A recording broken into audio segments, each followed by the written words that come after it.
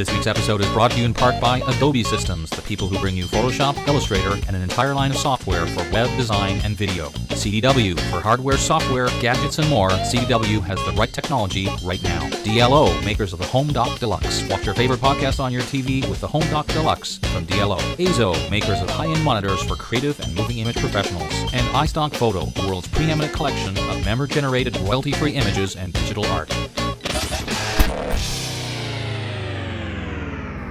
Well, hey everyone, and welcome to what I can only describe as a very fragmented show. For the first time, actually, in the history of our show, every single person is in a different location. So we've decided the only way to do this is to use today's technology, set up kind of a little web chat, video chat kind of thing, and get everyone together and get remote reports and all that stuff. So first of all, let me see if I can get Corey's attention here. Hello, Corey. Hello, Corey. Hey! Hey! Hey, how's it going? What's up? Hey, we're doing a show. Hey, we are? Yes, sir. Oh, okay, good. So, we can now officially start and say, this show is brought to you by the National Association of Photoshop Professionals, the fine people who bring you Photoshop User Magazine. And also, Layers Magazine. Yes. The Everything Magazine for everything Adobe. All things Adobe. As you can see, Corey and I are hooking up through the technology. We're going to try and get some reports from foreign countries, not Canada, but others, as well as reports from RC and his venture, and maybe Matt might even have something. Who really knows? We certainly don't. So, Corey. Yes. How's things going with you? Oh, just great.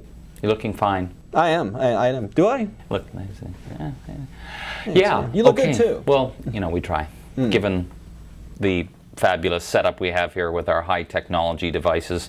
So what do you say, without any further adieu, as they say in foreign countries, we start with the tutorial? I think we should. Okay. So what have you got? I have a tutorial, in fact, myself here for you, as it happens. And let me get it going here so I can actually show it to you, shall I? And this is the idea. We want to take a photograph like this one and be able to add an interesting border effect, kind of an edge effect, but one that's very easy to update thanks to Illustrator. So this tip works Photoshop and Illustrator in conjunction with each other. So I just wanted to show you my original photograph, but now here's what we do. We go into Illustrator, and I'm going to simply create a big rectangle. It doesn't really matter if the size isn't perfectly shaped or not, because we can always adjust it. And I'm going to click on the stroke, and over here I find my brushes palette, and in here there's a bunch of brush libraries you can load, including ones like this one, which is my favorite, that I can't even begin to try and pronounce because it's like charcoal pencil. Oh, I almost said it. So now you just, with the stroke selected, pick one of those, and you'll see it adds different edge effects. Let's pick something like, I think I like this one. And then on top of that, we're going to use the pen tool and just add a little more to it. And this is the part that you'll see later on when we do this. You can easily edit it and decide what you want to do. So we're going to go with that for now. I'm going to select everything, copy it, and then switch to Photoshop into my document and choose Paste. When I paste, it's going to give me these options as to how I want to paste it. And I'm going to paste it as a smart object. It will come in at a particular size. It might be a little big, maybe. It's going to pretty much scale to the size of our document, so I'm going to scale it down just a bit. Now, in order to be able to make this my edge effect, I need to do a couple things. First of all, I need to make my background layer editable by, I'm holding down Option on the Mac or Alt Windows, double click. That makes it an editable layer. I then pull it on top of my shape layer, and then with that top layer selected, I choose Create Clipping Mask. And when I do that, you'll see now the shape is, you can see the edge effect. Now, just to make it easier to see, let's add a new layer below. To do that, we're going to hold down Command on the Mac, Control for Windows on the new layer icon, and I will fill that with white, so now you can see the nice edge effect. And if I wanted to, I could click on that Vector Smart Object layer and add something like a drop shadow. Comme ça. But now the beauty of this is, if you're kind of not sure whether you really like this effect or not, just simply double click on the Vector Smart Object. It takes you back to Illustrator. And when you're there, now we can do a variety of things. For example, I could decide to edit one of these lines to make it longer. Let's actually take that same extra line and pop it up here. And we can even do things like decide, for example, that we want this stroke to be, say, white. Whatever we want to do, you basically do it. And then you simply save the document in Illustrator. When you go back to Photoshop, look at that, it updates right away. Now, I must admit I wasn't planning this out very well, because the little white area I made, I'd have to actually punch a hole in that to make it work properly, but you get the idea that how easy it is to go back and forth. When you change something like this, you may need to free transform it a little bit just to make it fit better on your image. But as you can see, very cool and easy way to make an edge effect. You can go back and forth and edit from Photoshop to Illustrator. Check it out, it's pretty cool. So there you have it. Very cool stuff, man. Thank you. Thank you so much. What are you doing over there? Nothing. I can sort of see him in a little window, but it's kind of hard to tell. I'm hearing like rattling of snacks and things. I'm not sure what's going on. So what do you think? Swell. That's stupendous. Okay. That's very cool. Well, after that hard work, I think it's already time for a quick break. Don't you think? Yes, I do. Okay. Let me gather my thoughts here. Gather your thoughts and prepare for my earth-shattering tutorial. Earth-shattering. I'm trying to think. I couldn't even think of a way to say how amazing it's going to be. So we shall return after this brief message. Stay tuned. Yeah, Bob. We're gonna need some stuff. Lots of stuff, actually. I'm gonna need 6 notebooks, 3 printers, an office phone system, a wireless network, and software, of course. Need a better way to work? Try the new Adobe Acrobat 8 Professional. Create, combine, and control Adobe PDF documents and collaborate with virtually anyone, anywhere. For the latest in Adobe software, we're there. CDW. Hey, we're back. I just felt 3D, you know. So Corey. Yes. I hear that you have something for us to do with our buddy RC. What's going on with him? As a matter of fact, RC went to Tennessee. There was an event, a very little known event that I had never heard of, called the RC and Moon Pie Festival. Very small town called Bell Buckle, I believe. Is that the name of it? Population of like less than 500 people. Well, RC was highly motivated to attend this event and was able to get some interesting footage of the event. So let's go to it and see what RC's doing in Tennessee.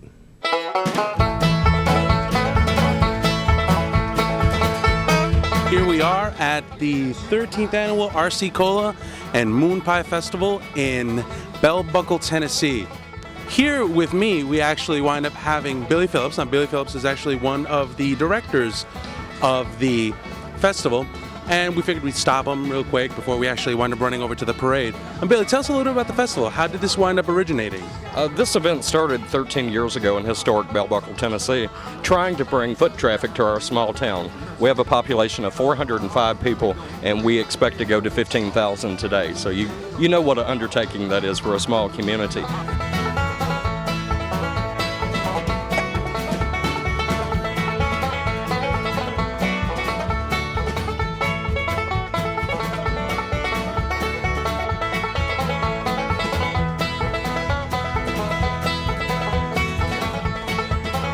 I want to thank Billy Phillips for having me out here. Great time. Had an awesome time. Can't wait to come back. I really need to go rest. It's been a very long drive. I'll talk to you guys on the next trip. So, how about that? Now, you're probably asking yourself, what on earth did that have to do with Photoshop? And the answer, of course, is absolutely nothing. But we just thought, hey, when a guy named RC can go to a festival called the RC and Moon Pie Festival and meet the mayor and get to ride on a fire truck, you know, we got to show that. I mean, come on. Let's get serious. He was good enough to bring back some moon pies, and I hate moon pies. He was. We weren't great fans of the moon pie, and those Canadians out there will know that Mae Wests are much better than moon pies, right? So, with that under our belt, Buckle, Tennessee. Sorry. Corey, quickly do a tutorial, won't you? I have a quick tutorial. In fact, it involves the quick Don't mask. say moon pies. Okay. No good. moon pies. All right, take it away. Moon pies. Actually, this is straight out of my Channels course, my Channels Online course, and DVD that's available now, PhotoshopTraining.com. Plug. What we're going to do is here I have an image of this hummingbird.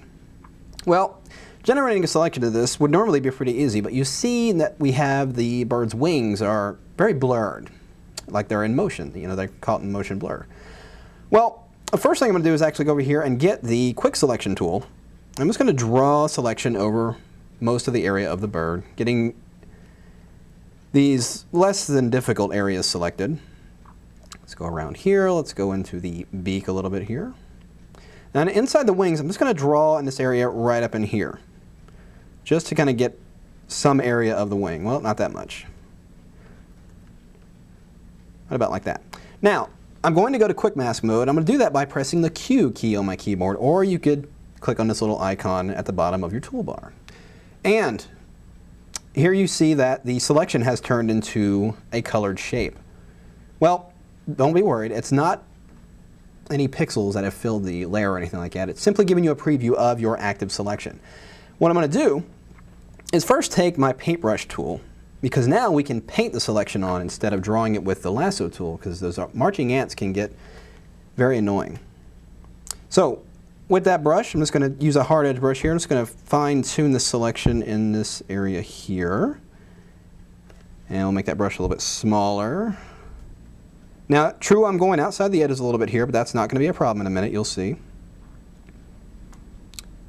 Just like this. Now, make that brush a little bit bigger, and let's get a little bit more of that wing area, just like that. Now, I'm going to take the smudge tool. That's right, smudge. And I'm going to set the strength to about 25%. We're going to go into this wing and just start pushing these pixels outward. And as I'm doing that, because of the way it's smearing those pixels, you're getting a little bit of transparency in those. And that's exactly what we want. Going out to the outer edge of that wing, it's not so opaque. And generating a selection on that would be very difficult, almost impossible, especially with the marching ants. It's just a single line. So I'm just going to push these out, and I'm just clicking and pushing. And if I seem to go too far, I can actually go in the other direction and push those pixels in a little bit, just like this. Let's take the strength down a hair and push this a little bit more out here. And I can just use it to kind of soften up the edges of that wing as well, right about like that. Then, simply go to get out of quick mask mode, just press the Q key once again, and there is that active selection. Let's just copy that area to its own layer by pressing Command or Control J.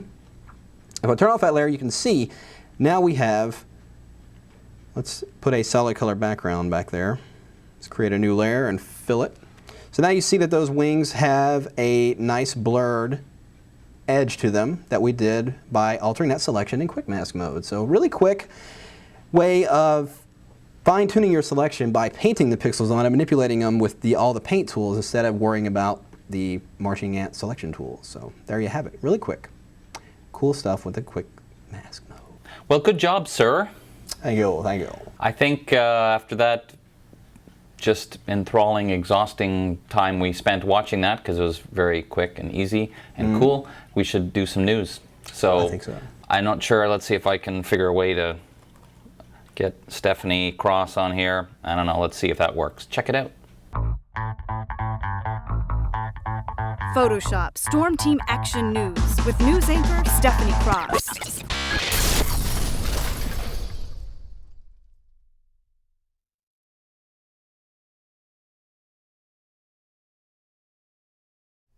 Hey guys of Photoshop, how are you doing?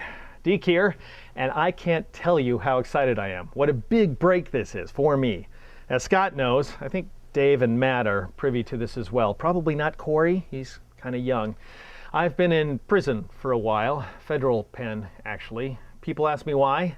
I was on Canal Street running an operation there. You know Canal Street in New York? You can buy anything, your Prada, your Rolex, your Jimmy Choo for like 40 bucks. Nothing. All knockoffs, by the way.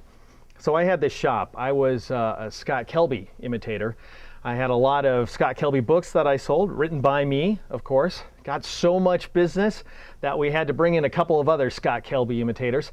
Had a Dave Cross too, actually. Just throw a racing jersey on a guy and you got yourself a Dave Cross. We tried Matt, didn't go over so good. Canal doesn't cotton to Klauskowski. Anyway, all good things have to come to an end, I guess. The feds came and shut me down. I got thrown in solitary confinement, actually, forced to do an endless stream of training videos, and well, here I am. So guys, I got more multi-channel madness. I must be mad, I must be crazy, but you're the ones watching me, so who's crazy? Last time we went from RGB to multi-channel to CMYK and then back to RGB. This time we're going from RGB to CMYK to multi-channel to, get this, RGBK to apply image back to RGB. This is old school madness. Here, let me show you. Once again, we're looking at that bright, vivid, colorful photograph from photographer Sophia Tsibakaki from Macedonia, works with iStockPhoto.com. And we are going to perform another multi-channel transformation. As I was saying, this time we're going for this effect right here. We're going to create a hyper-saturated effect that is unlike anything you're going to achieve using the hue saturation command or the variation command or any other command that includes the word saturation in it. I'll go ahead and restore the original version of the image here. And this is an RGB image, as you can see. We're looking at the channels in their native colors. For what it's worth, that's not essential. If you're seeing grayscale versions of your channels, that's perfectly acceptable. Now I'm going to go up to the image menu and I'm going to perform a proper conversion by going image mode and then this guy right there, CMYK color. And this is actually going to transform the image, convert the contents of the color channels, so that we end up with 4 new channels, cyan, magenta, yellow, and black. And now I'm going to take this image and send it right back to RGB, but we're going to go to RGB via multi-channel, meaning that we're going to go back to RGB without a conversion, thereby oversaturating the colors, which is a really great thing. So I'm going to go up to the image menu, I'm going to choose mode, and I'm going to choose multi-channel. And we're still going to have cyan, magenta, yellow, and black inside of the channels palette. We're going to lose the CMYK composite, and we're also going to see the image shift on screen because we're going from a color managed environment to an unmanaged environment. So as soon as I choose multi-channel, watch the colors change. They'll just go ahead and change in any old fashion because right now we're just giving up on color management for a moment. And you can see that we now have cyan, magenta, yellow, and black, no composite. Now we're really going to throw Photoshop for a loop. We're going to go up to the image menu, we're going to go mode, and we're going to choose RGB color. And Photoshop's going to go, whoa, don't know where you're going because you're working from 4 channels and you're telling me to go down to 3 channels and I don't want to throw anything away. So I'm going to give you, and here we go, I'm going to give you a red, green, blue, black image. Now that's a first. You don't see that in Photoshop very often, an RGBK image. Here's something you got to pay attention to. Notice that the colors have gotten very, very saturated on screen. So this is before and this is after. So we have this wonderful hyper-saturated version of the image that really holds up well. We shouldn't be doing any color clipping at this point. So things are looking very nice. But we've got this black channel that doesn't really exist. It's very important to know. If you were to print this image, you would just print the RGB composite because that's all your printer is able to work from. So notice that the RGB composite and its various channels here are all selected. However, the black channel also has an eyeball in front of it just to throw you, just to confuse you because it's not really there. This, if I were to turn off the black channel, this is how the image would actually print if you were to try to output it. So it would print very much wrong, right? We'd have all the saturation, all the colors, none of the shadows, none of the luminosity information that we need. So we need to somehow take this black channel and blend it into the RGB image. Now, the black channel, the fact that it's called black is very misleading. So I'm just going to call it, I'm going to rename it alpha because that's all it is. It's just an alpha channel at this point. And you can view it at the same time as the image if you want to, but it's not particularly helpful. So go ahead and click on RGB in order to return to the RGB composite. We got this alpha channel. Let's mix them together by going up to the image menu and choosing the apply image command, which allows us to take one channel and burn it into the other ones if we want to, which is what we're going to do actually. So I'll choose apply image and I want to, you'd probably see this. You'd see that the apply image command wants to go ahead and multiply the RGB image by itself in order to give us this garish, ridiculous effect right here. We want to take the alpha channel and we want to multiply it into the rest of the image, and we're going to go ahead and multiply it by a complete opacity, by a full opacity value. You could take it lower if you wanted to, in order to create sort of a less contrasty effect, if that's what you're going for, but I don't want that. I want a full contrast effect with some nice, rich shadows here. This time we're working inside the RGB mode, so we're not worried about going too high with our ink coverage the way we were back in my previous podcast. All right, so anyway, we've got 100% opacity, multiply, alpha channel, burning into all the other channels inside the image. Click OK in order to accept that modification. Now the RGB image has the contents of the black channel, what was formerly the black channel, burned into it. So you don't need this alpha channel anymore. Just go ahead and grab it and throw it in the trash because it's completely unnecessary at this point. All right, so just to give you a sense of how far we've come here, here's the original full color version of the image. Here's the new and enhanced hyper-saturated full color version of the image. Once again, we've managed to perform this high saturation effect without any color clipping, without having any sort of garish colors or any bad contours or any bad transformations. So it's a heck of a trick. And we've done it once again by going from RGB to CMYK to multi-channel and then back to RGB. Wow, talk about your saturation. That's saturation. What do you think, sirs? Hey, Corey. Yeah. You know what's coming up in September, right? I do, and I am more than excited. It's Dreamweaver World. No, it's not. Photoshop World in Las Vegas, September 6th through the 9th. Yes. Now, I understand that they've got some pre-cons that are already being signed up for, right? Absolutely. Several. They got a couple new ones, actually. Yeah, a bunch of new ones, and some of them are already close to being sold out, if not already, so go check that out. And we got a long list of instructors, as always, some new instructors this time, some brand new classes. So make sure you check it out. It's photoshopworld.com. Some great stuff. We got some Dreamweaver stuff. Our Yeah, we've got RC some- himself has an right. Dreamweaver class. Very and, true. I've got a new class myself coming up as well. So. Right. So it's going to be very exciting. Make sure you go to Photoshop World. There is an early bird. I don't have the date right off the top of my head, but there is an early bird date. And if you sign up before that date, you save a bit of money. And if you're not already a NAP member, when you sign up for Photoshop World, you get a NAP membership. So from then on, you will be a member of NAP and be able to take advantage of all those great things. So Very cool stuff. check it out. Viva Las Vegas. Right. Now, speaking of seminars and places to learn, let me share with you some what we like to call Photoshop on the road.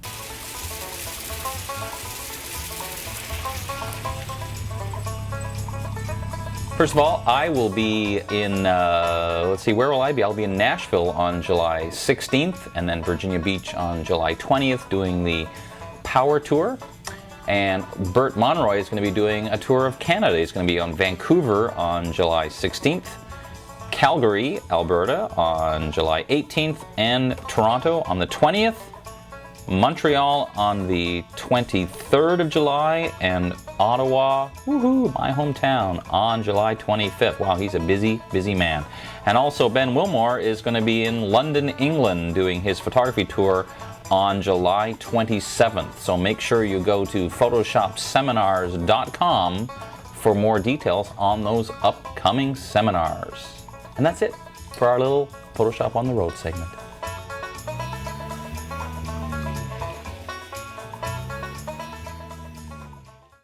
All right, we're back. And guess what time it is? Lunchtime? No, not yet. We're almost there. But it is now contest time. Oh. So, for a lucky viewer out there who's going to win some fabulous prizes, in fact, we have to congratulate last week's winner right here. Right. Well, first of all, let's answer last week's question, shall we? Last week we showed you a little dialogue box with a piece missing, and the question was, name this dialogue box. And the answer was conditional mode change. Of course it was. Everyone knows that. And congratulations goes to this lucky person right here who was chosen from all those entries. So congratulations to this person. Good job. Good job on you. And now it's time for this week's contest. And we have some prizes, don't we, Corey? Yes, we do. All right. What do you got? To begin with, I have Scott Kilby's Lightroom book, the Adobe Photoshop Lightroom book for digital photographers. Already in its third printing. Good stuff. All right. Excellent. And you will also get a annual membership to NAPP, National Association of Photoshop Professionals, which of course gives you Photoshop User Magazine. Now I think we're also going to do a big prize this time, aren't we? How about a Photoshop World Pass? Wow. Now of course, Transportation and lodging not included. You must provide those for yourself. But you get a pass to the conference, a value of hundreds and hundreds of dollars. Good stuff, definitely. So, in order to win that fabulous bunch of prizes, name this filter. Well, and you can't call it like Fred. I mean, I don't mean give it a name. I mean, tell me the actual name of this filter. Come on. You know how it works. So go to our website and enter the contest. Enter once, and as always, we hope you win this fabulous stuff. And if you do, come up and tell us, hey, I won this prize and went to Photoshop World. And okay. So, now we have some things for you to do, right? Yes, we do. Okay. Would you like me to go first, or would you like to go first? Yeah, go first. Yes, you go Okay. ahead. I have a website here that I check occasionally because it has some interesting things. It has a combination. It has directories and databases and graphics and design contests, and it's designer with an X, so dexiner.com. It's a pretty cool place to learn about some things that are happening in the world of graphic design. Very cool. Now, here's a site, fairly common site that I go and get a great deal of my inspiration from, and it's the Apple website. It's the trailers. They have a movie trailer page. It's got all the latest movie trailers and some from the past as well on there. So it's apple.com/movie trailers. Now, you can go to the website on a PC. Don't be fooled in thinking it's only an Apple or a Mac user thing. Go to apple.com/trailers. Watch all the coolest movie trailers, cool graphics, and all kinds of really neat stuff. Good idea. I go there quite often when I'm trying to get I some got ideas. it bookmarked. That's great. Very good idea. Looking for some inspiration? Go to BL Tomato. They make all those cool movie posters for the summer flicks like Transformers and Pirates of the Caribbean and that fruity flick with Will Ferrell on skates. Oh! I don't know. At this point, we like to give you one for the road, but given our all over the place nature here, we think might give you one from somewhere else. So check it out. Here's one more from somewhere. We talked about everybody being in different locations, and I as well am in a different location. It's an undisclosed location. I don't even know where it is, but my one for the road this week is creating a new layer in the layers palette with a keyboard shortcut. On the PC, hold down Control-Shift-N. On the Mac, it's Command-Shift-N, and that creates a new layer. It opens up a dialog, asks you for a name. Just type in that name, and you get a new layer.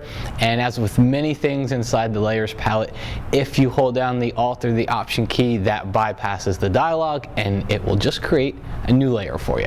There you have it, my one for the road from wherever I am. So that about wraps up our show. Thank you for watching. I'm Dave Cross. I'm Corey, the Lad Barker. Corey Barker. And Corey, you said before when I asked whether it was lunchtime, is it lunchtime now? It is now lunchtime. What are you doing for lunch? You know what? Let's go down the street. Let's go to Warehouse. How about that? So who was that chimed in? I don't know. I mean, that's weird how they just came in with it.